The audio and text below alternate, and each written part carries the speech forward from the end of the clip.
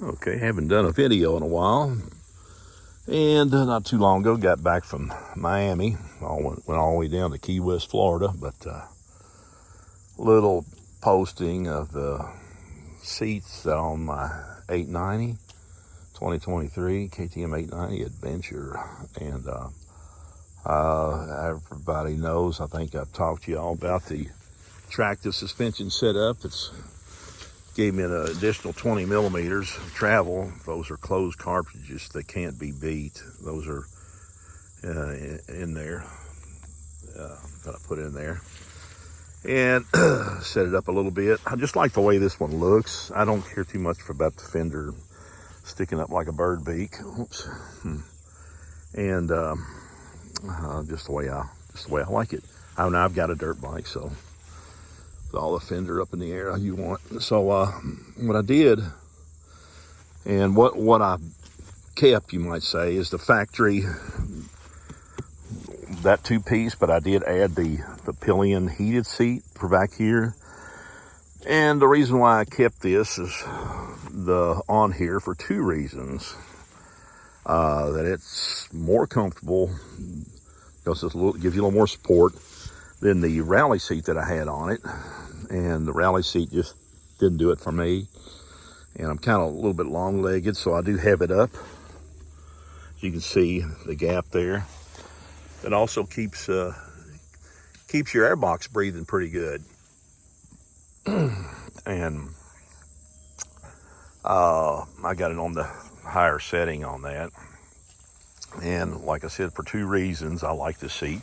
It's softer, it's more comfortable than any of the seats out there. And I don't know who said anything about why they think that the heated seat is more comfortable. I don't know. It's hard as a rock. I can't stand it.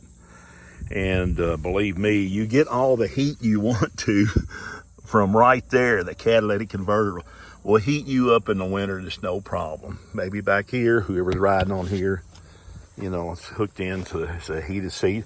But the reason why I like it,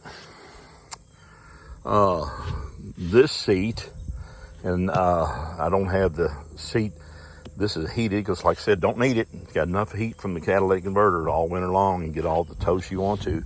I do have heated grips, but it's summer, so. Anyway, this seat right here, if you can see the angle of the seat, I might say, it lets me sit right here perfectly. Gives me a lot of room, and you might say, acts like a lumbar. And my tailbone is like right in here, which it gives me a lot of comfort. It keeps me positioned, and believe me, this is a hooligan bike. It will stretch your arms a little bit when you really throttle it. It's nice to be able to slide back no further than that. You can sit back here a little bit because of the lower, the way this is now. The factory seat of the two-piece seat for the 890 Adventure, it comes up more.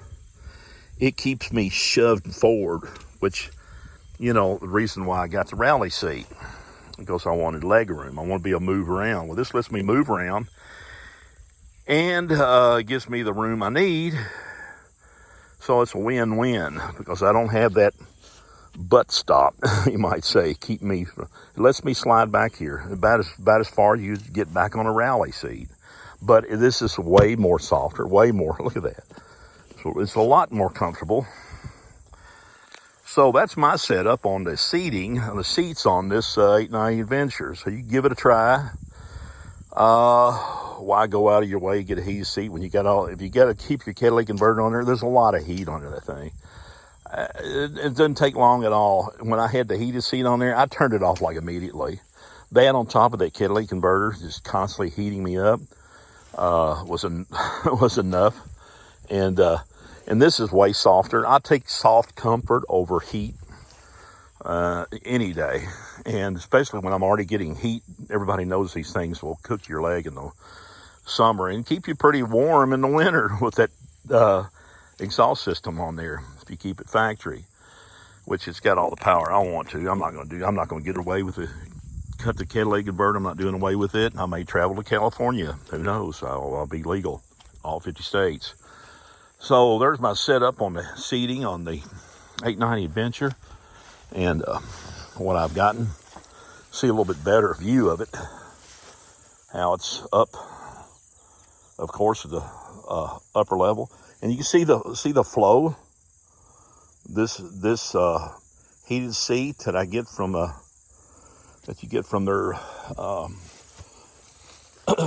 their sport line. I forgot what they call it.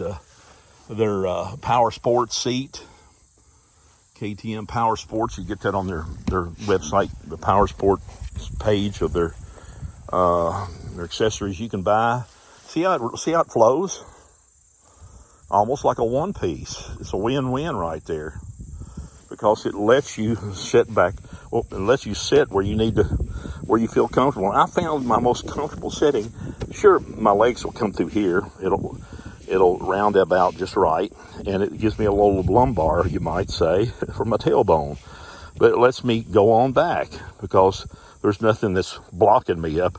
Like, no, this is all you get. You can't get any more area to sit than here. Now, I don't like that, so, and it's even further. It even chops back further. You sit right here, feels so comfortable, so good.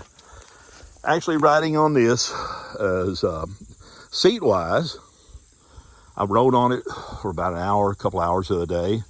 And I rode on a couple hours on the Transalp, which I think is smooth on the road because the way it's geared and the smoothness of the motor. You can really travel on that bike. This setup, the way it is, it's the niche to getting your comfort ride on the seating. And to me, it is better than the Transalp, because I can't find a medium, because my legs are kind of, I need leg room. and yeah, and so I set this up a little bit. It's 20 millimeters front and back, a little more than stock, because this is 200 millimeters. Everybody knows that on these. So it's 220. So it's pretty much the same travel as my Super Adventure R 1290 Super Adventure 2022 model, because it has 220 millimeters front and back. It has the WP suspension on that, and where this came out with the WP was Apex. I forgot what it was. Apex. Where the other ones are set up, Well, anyway, so I got closed cartridges. I don't want to get into the other motorcycles. Closed cartridge, 220 millimeter front and back, and front forks. No, it's not front. Front forks, closed cartridges, 220 millimeter travel. You see the way it's set. You can see a little more of this coming out of here a little bit, but it's still protected from the road dirt and everything like that. See, it's fully extended now because I'm downhill pulling it, getting the full, because I'm sloping downhill. Let's see, it goes back uphill, then going back up, then back down. Anyway, back to this. All right, that's my setup on the seat.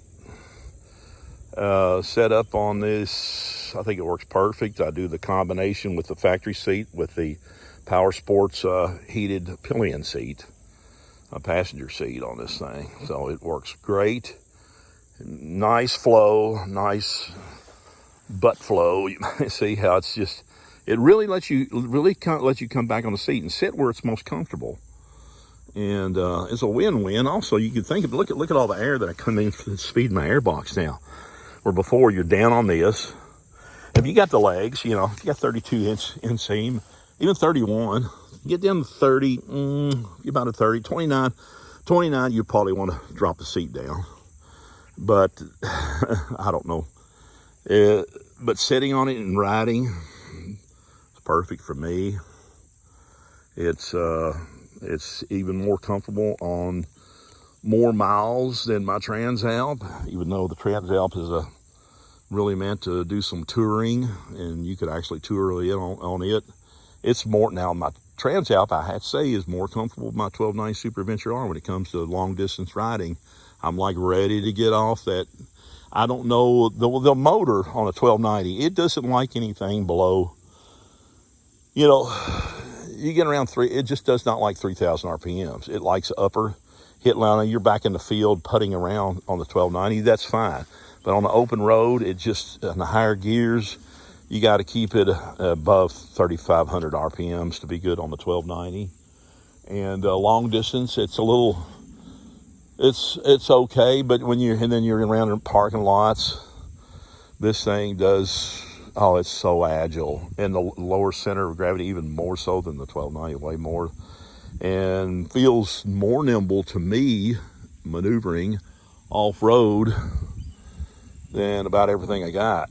And Transalp, it's kind of like neck and neck. And on my Touareg 660, it's good, but it's so wallowy, and I like the power of this. There's hands down, you get over 105 horsepower, and over 100 newton meters of torque, foot-pounds of torque. It's was it like 76 foot-pounds of torque? It's great. And I did the airbox setup, Rottweiler setup, and I don't know. Everybody claims it gives you another 5 horsepower, 10. I don't know. So the torque goes up with the horsepower a little bit. So it's all the power you can stand. It's probably it's at that sweet spot, you might say, with around 100 horsepower is pretty much it. Now I've done a tune on my Transalp. I'm going to take it in. I think I told everybody last time I did a posting of my Transalp that I was going to put it on the dyno with a guy. He was on vacation. He's back now. He's going to let me know when he can take it in. He's doing a catch-up game on his work since he went to Florida too. That's funny. We could almost met each other, but he came back later than me. And so I'll be doing a review of the setup on the Transalp that I've done on the dyno after the tune, the mapping, and the airbox mod I did on it. So I'm hearing some people get 10 horsepower more and more torque. So, this is getting you closer to the European spec horsepower is what I hear. And I'm hearing even more than that. So we will do the review on the Transalp, and I figured I would just post this what I have found to be the best combination for me. If you got 31 or longer legs, 31-inch inseam longer legs or longer, this is it. Especially now, I tell you, if you didn't do the mods like I did, 30-inch inseam probably do it. And shorter riders that don't have what I did the modification on the shocks, on the rear shock and the front boingers, forks there. It got me up another inch in the air, which I can do it. And this bike is, like I said, is so nimble, and it doesn't matter how you lean it over. It's just about as easy to pick up off the ground as it is tilting it over on your leg or push it off of the kickstand. It's really a great bike. And I do hope I don't have camshaft issues like some people have. But if I do, I'll look for aftermarket. I'll look for something. I'll swap them. I'm keeping it. So it does so well for me. And it's just a rounded out, do it all type bike for me.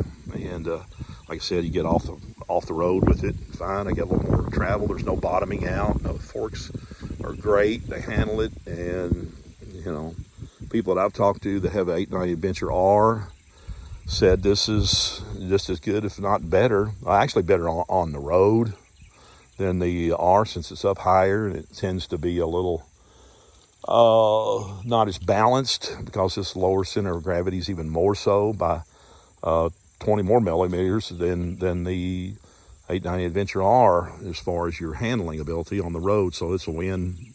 A little bit better on the off-road, about as good as you can get as a 890 Adventure R. Is what I'm gathering. They can handle it. Now the ground clearance, the 890 Adventure R has about 3/4 of an inch, maybe an inch higher than this does, because you have 20 more millimeters. And actually, about that much more up in the air. But I like the specs so much of the Nord 901 first edition with the 220 millimeters that it had on the front. I think it had 215 on the back, but I got 220 on the rear, maybe, and then 220. I got 220 both front and back because I extended out. I came out about 6, 7, almost 8 millimeters. I measured that when I brought my suspension. When I brought my swing arm out, I increased my wheelbase is what I'm trying to say. So you can either do that with a smaller sprocket on the front or smaller on the rear or a bigger chain, and that brings you back, which when you bring it back so many millimeters, you also get more travel. So I've got 220 front and back now, and whereas the Nord 901 has supposedly 215 on the back and 220 on the front. And this holds my weight better. It's sprung for my weight. I'm 275 pounds. I was 260, so I'm gone up a little bit. I got up to 289, guys, and I'm down to 275 now, so I'm trying to get my weight down there and need to get it down more. I wouldn't mind even springing for the for it again if I could get my weight down low enough. So there we have it on the 890 Adventure, and my take on the seats that I got set up and how my setup is on this bike, and hope you enjoyed this. And please click the like and subscribe and share. Thank you very much.